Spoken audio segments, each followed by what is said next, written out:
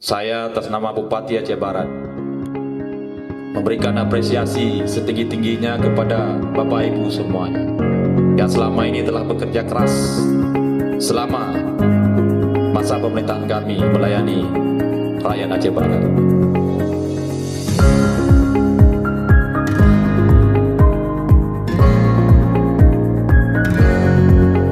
Ada instruksi Bupati, ada instruksi Gubernur, ada hasil muzakarah ulama.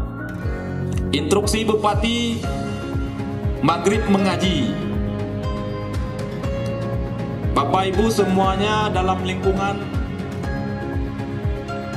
di tempat tinggal masing-masing, itu masyarakat juga menilai ini yang pemerintah saja tidak menjalankan instruksi Bupati,